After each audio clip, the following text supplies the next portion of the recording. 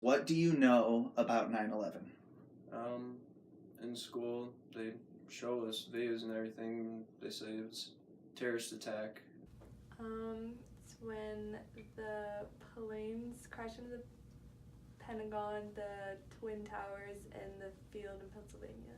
2 or 3 planes were hijacked. 2 of them crashed into the world. No, 4 planes were hijacked. 2 of them crashed into the World Trade Center. 1 into the Pentagon, and another one in a field in Pennsylvania. It was done by terrorists from Al Qaeda. Just heard about, these planes crashing into like 2 tall buildings in New York. It was a terrorist attack on the United States. Well, it happened in New York, the Twin Towers.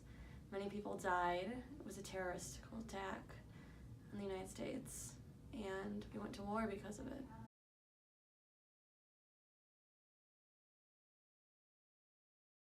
When you hear the term 9/11, what springs to mind? Disaster. The sadness it caused many families and even the country. Like fire and smoke. Like sadness and like a hard time. Just that it was a tragedy. Disappointment because it happened. Well, my mom's side of the family is Lebanese, so we couldn't fly with my grandma for a vacation because she was just she has anxiety, and she was just so stressed out because she has a Lebanese last name that we had to cancel an entire vacation because of it.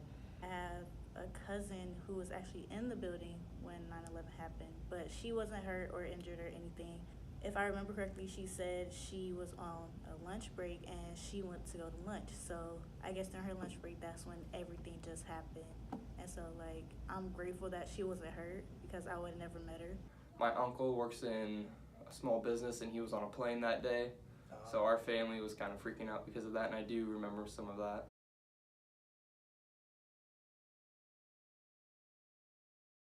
Where does your knowledge of 9/11 come from? Well, I learned about it through my mom and my stepdad and through school, as well as my senior year we went on trip to Washington, D.C.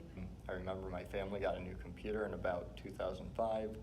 YouTube just kind of came out. I was looking through it. On the front page of YouTube, there's a video that was titled 9/11 Conspiracies. And I was like, this is weird. And I watched it, and I was like, what movie is this from? My 5-6-year-old self. My family talked about it with me a few years ago. We have talks about that kind of stuff all the time. A lot of people have told me where they've been, they remember it, where they were and what they were doing exactly, and the time and placement of what they were doing.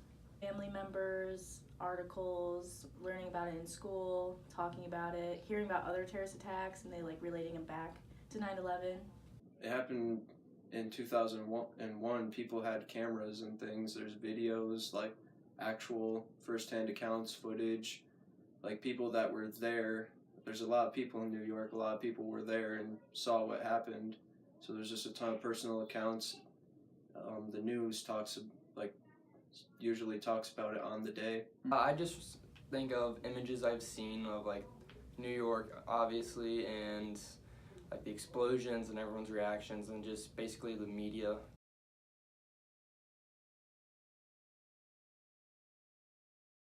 How did you learn about it in school? I wasn't fully educated about 9/11 until my freshman year of high school, which is kind of a long time. But when I got to freshman year, it was it all made sense because they were saying how terrorists and all that stuff, and I really fully understood oh, so this is really what happened. But back then I wasn't really fully educated.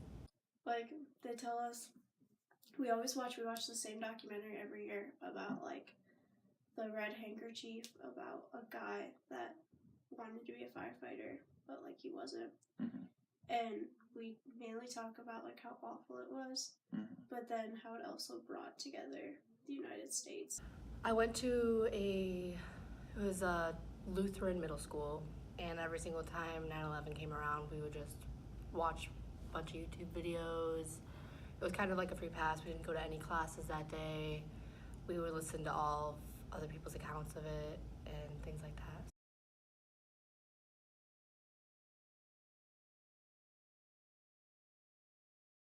Did your family ever talk about it with you? You know, they talked about it truthfully, pretty like, you know, it was a terroristical attack, and, you know, if you see something, say something. Not really.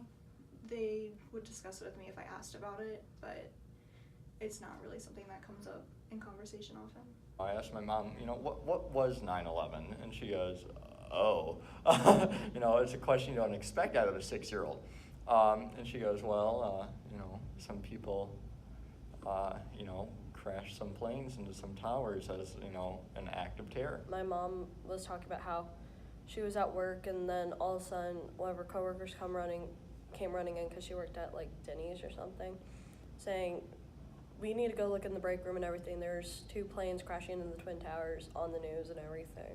My family used to live in Washington, D.C., so I was actually at the Pentagon when it got hit.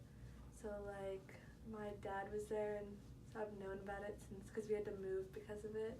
Because, like, my whole family had to move and change jobs and stuff because we had to get out of the city.